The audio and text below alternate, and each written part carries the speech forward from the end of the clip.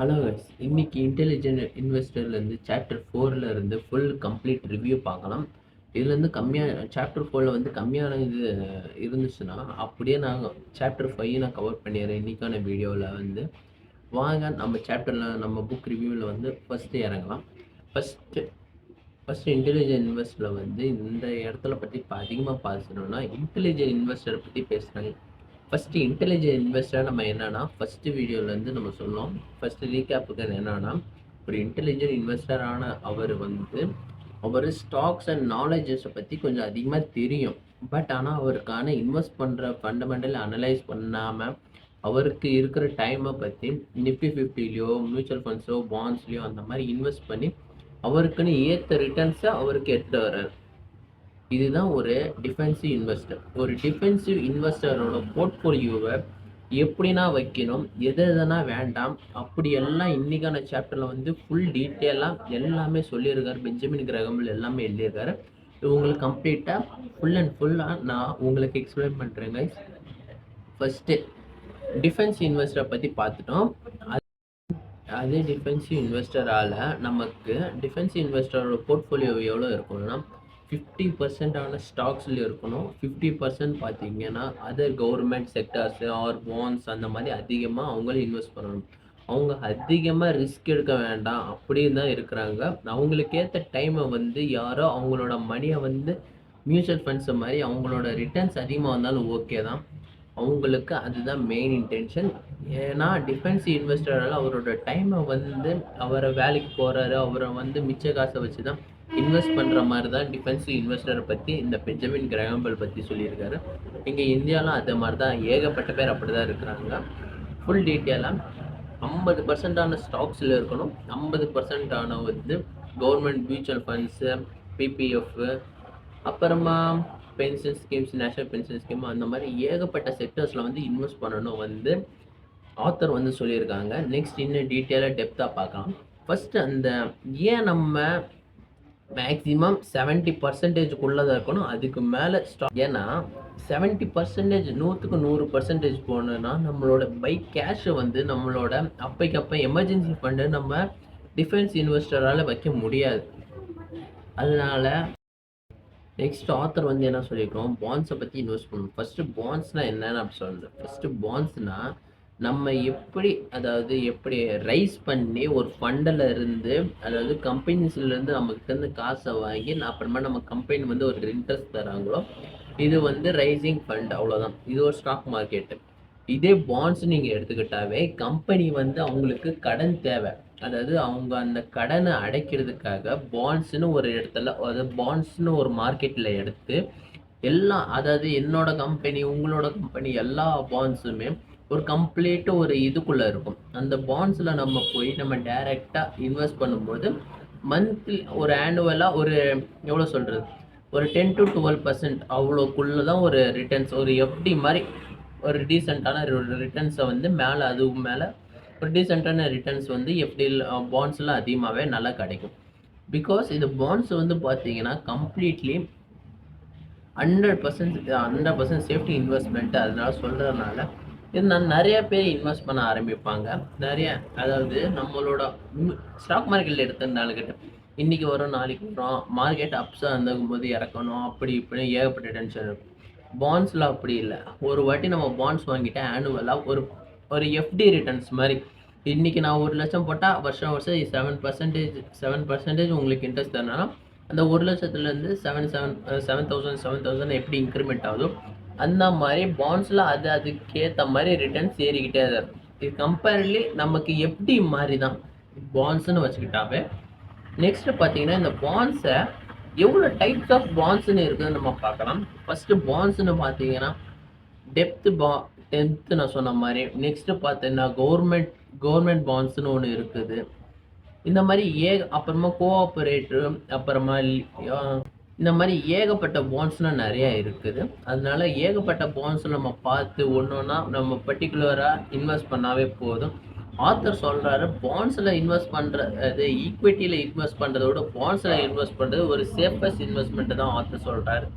Because ஒரு கடனை வாங்கினதுக்கு அப்புறமா எப்படி நம்ம இன்றைக்கி நம்ம ஒரு கடனை நீங்கள் ஒரு இடத்துல நீங்கள் கடன் வாங்கினதுக்கப்புறமா உங்களுக்கு கடனை கட்டணும் தான் அதிகமாக இன்ட்ரென்ஷனாக இருக்குமே தவிர எப்படி ரைஸ் பண்ணி எப்படி நம்ம எக்ஸ்பேண்ட் பண்ணலாம் அந்த பிஸ்னஸை அப்படி நம்ம யோசிக்க தோணும். ஃபஸ்ட்டு இந்த கடனை எப்படி நம்ம பே பண்ணலாம் அந்த மாதிரி தான் நமக்கு எல்லா ஹியூமன் சைக்காலஜிலேருந்து அப்படி தான் நம்ம யோசிக்க தோணும் ஃபஸ்ட்டு. ஏன்னா ஃபஸ்ட்டு கடனை கட்டணும்.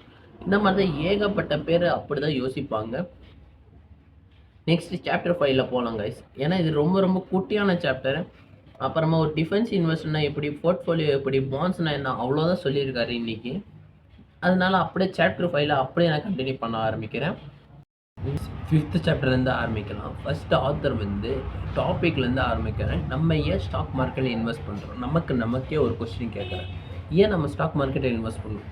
ஏன் ஸ்டாக் மார்க்கெட்டில் இன்வெஸ்ட் பண்ணுறோன்னா நம்மளோட இன்ஃப்ளேஷனை, நம்மளோட மணியை டிக்ரீஸ் பண்ணாமல், டீசென்ட்ரலைசேஷன் ஆகாமல், நம்மளோட இன்ஃப்ளேஷன் தாண்டி நமக்கு ஒரு நல்ல ரிட்டர்ன்ஸ் வரதுக்காக தான் நம்ம ஸ்டாக் மார்க்கெட்டில் இன்வெஸ்ட் பண்ணுறோம். அந்த செகண்ட் பாயிண்ட் என்னென்னா, நம்ம ஸ்டாக் மார்க்கெட்டில் இன்வெஸ்ட் பண்ணுற லாங் டேர்முக்கு நமக்கு ஓவராலாக ஒரு குட் வெல்த்தை நம்ம இன்னும் ஒரு பில்ட் பண்ண ஆரம்பிக்கலாம்.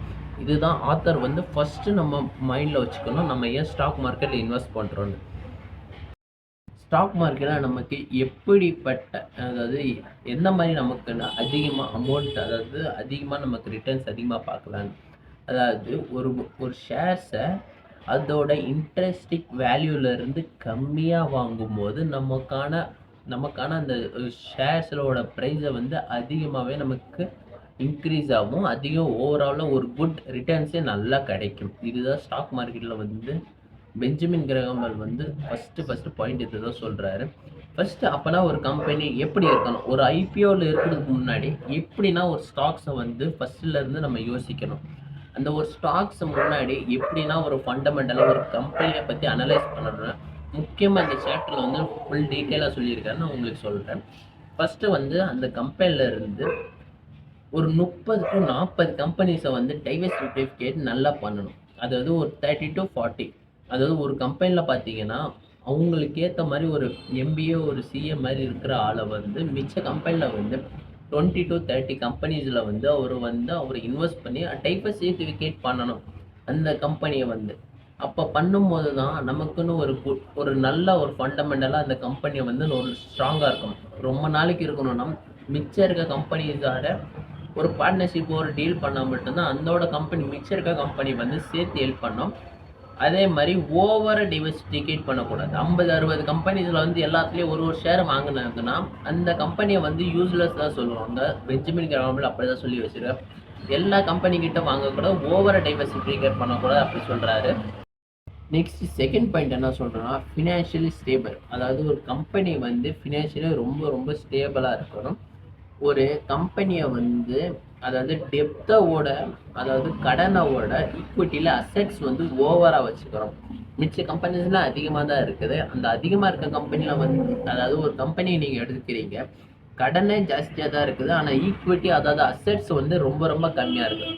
அந்த மாதிரி இருக்க கம்பெனியில் தயவு செஞ்சு, அதாவது இன்வெஸ்டரான நமக்கு இன்வெஸ்ட் பண்ணக்கூடாது அப்படி ஒரு ஆத்தர் சொல்கிறாரு, ஒரு டேக்அவே மெசேஜ் மாதிரி.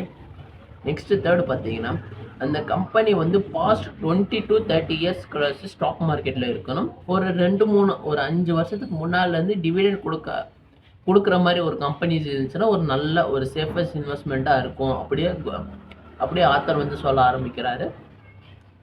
ஏன்னா 30 இயர்ஸ் இருக்கும்போது பீரியட் லாங் டேர்முக்காக இருக்கும். லாங் டேர்மில் இருக்கிற ஒரு பிஸ்னஸ்க்கு நம்ம ஒரு இன்வெஸ்ட் பண்ண ஆரம்பிக்கும் போது இது ஒரு நல்ல குட், அதாவது ஒரு நல்ல கம்பெனியில் ரிட்டர்ன், ஒரு நல்ல கம்பெனியில் இன்வெஸ்ட் பண்ணும்போது ஒரு நல்ல ரிட்டர்ன்ஸ் தான் கிடைக்கும் அப்படின்னு பெஞ்சமின் கிரஹாம் பெல் சொல்ல ஆரம்பிக்கிறாரு. நெக்ஸ்ட்டு பார்த்தீங்கன்னா, ஒரு 5 வருஷத்துக்கு முன்னாலேருந்து ஒரு டிவிடெண்ட் கொடுக்க ஆரம்பிச்சாங்கிட்ட ஓகே தான் அப்படின்னு சொல்ல ஆரம்பிக்கிறாரு.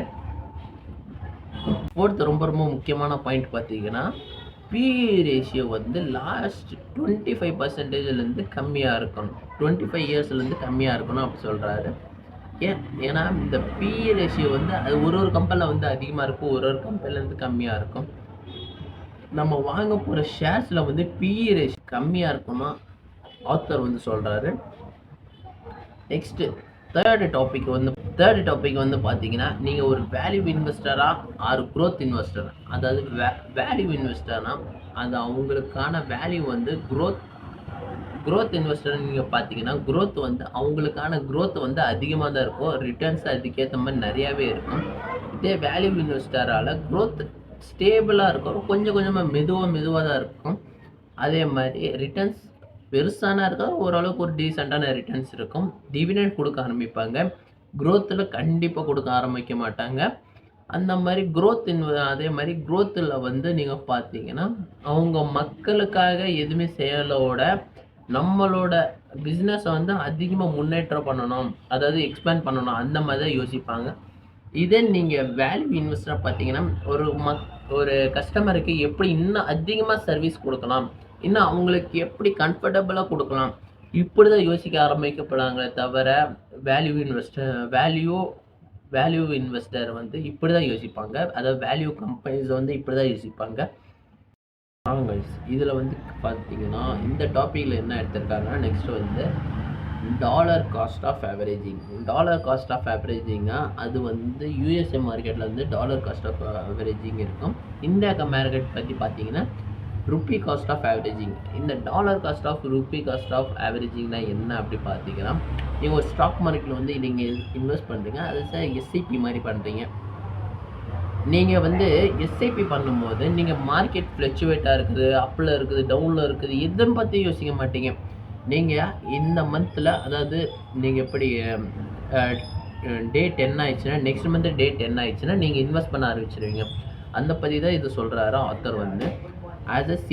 ஆஸ் அ லாங் டேர்முக்கு பார்த்தீங்கன்னா, ஒரு சிம்பிளான எஸ்ஐபி நிஃப்டி 50லயோ அந்த மாரி சிம்பிளான rupee cost of dollar cost of averaging வந்து நம்ம வாட்டுக்கு இன்வெஸ்ட் பண்ணி, நம்ம வாட்டுக்கு முன்னாடி போறது தான் நல்ல விஷயம்.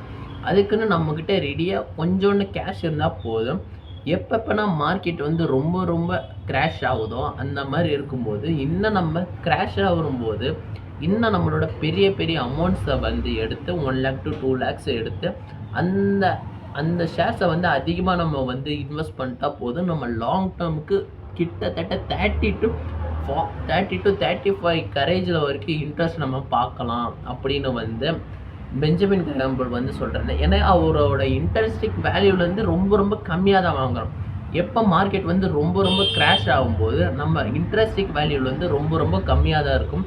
அப்போதைக்கு நம்ம வாங்கினானா நம்மளோட 30 to 35% வரைக்கும் நமக்கு அதிகமாக ரிட்டர்ன் பார்க்கலாம் அப்படின்னு பெஞ்சமின் கிராம்பல் இதில் இருந்து சொல்றாரு.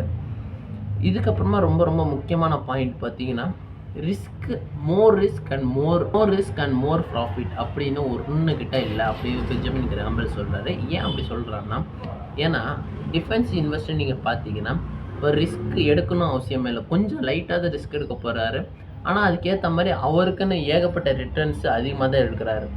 நான் இங்கே வந்து அதிகமாக ரிஸ்க்குன்னு இல்லை, அதிகமாக நாலேஜ் யூ கேன் கெயின் அப்படி தான் சொல்ல வர்றாரு. ஒரு வாட்டி நம்ம இன்டெலிஜென்ட் இன்வெஸ்ட் நம்ம படிக்கும்போது நம்மளோட இன்வெஸ்டிங் நாலேஜை வந்து அதிகமாக தான் ஆகும்போது, ஃபினான்ஷியல் புக்ஸ் அதிகமாக படிக்கும்போது நம்மளோட ஸ்டாக் மார்க்கெட் நம்மளுக்கான அதிகமாக படிக்கலாம், அதிகமாக நம்ம ஏர்ன் பண்ணலாம். இதோட இன்னும் ஷார்ட்கட்ஸ் அதிகமாக இருக்குது நம்ம வெல்த்தை கிரியேட் பண்ணுறதுக்கு. அந்த மாதிரி கெயின் அண்ட் நாலேஜ் தான் அதிகமாக நமக்கு தேவைப்படுது. முக்கியமான பாயிண்ட்டை வந்து இங்கே ஒரு கொட்டேஷன் மாதிரி சொல்லியிருக்காரு. Thank you guys. இதுக்கு